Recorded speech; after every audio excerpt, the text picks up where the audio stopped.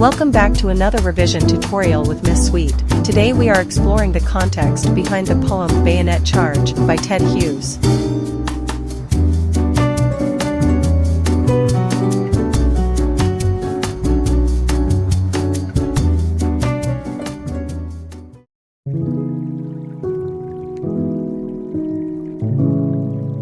Ted Hughes was one of the most significant British poets of the 20th century. He grew up in West Riding, Yorkshire, a relatively rural part of England, cultivating an early interest in the natural world and often hunting and fishing. Bayonet Charge is one of a number of poems in Hughes's first collection that focus on the First World War.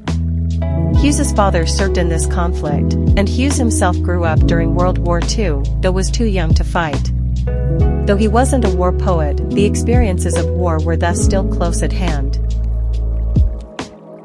This places this side of Hughes's poetry in a kind of alternative tradition, war poetry drawn not from direct combat experience, but rather from the post-war cultural atmosphere and perhaps, in Hughes's case at least, childhood memories of the war years.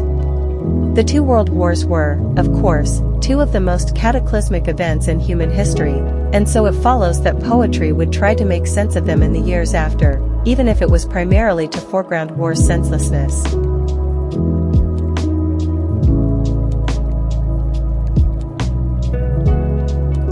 Bayonet Charge focuses on one character only, the soldier making that charge. Readers are never told who this soldier is fighting for, however, nor who his enemy is. The poem is told entirely in the third person, with no attempt to clarify or identify the speaker themselves.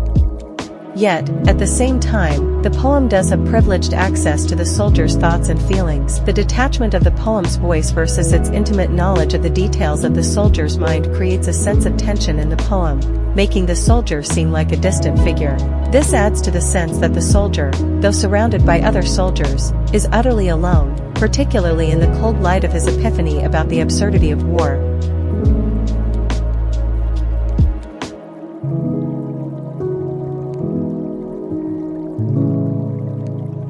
Though it isn't stated explicitly, the khaki, bayonet, rifles, and nature of combat, trench warfare, suggest the poem is set during World War I.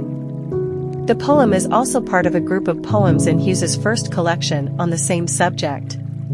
At the time, this war was described with the term "the war to end all wars," a phrase that of course turned out to be tragically inaccurate with the onset of World War II.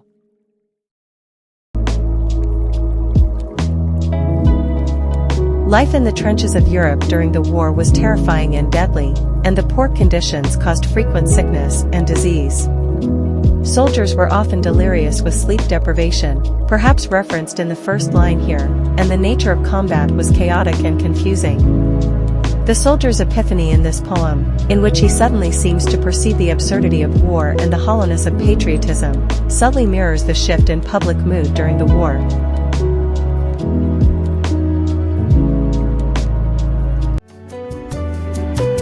Thank you so much for watching. Please like and subscribe if you found this useful.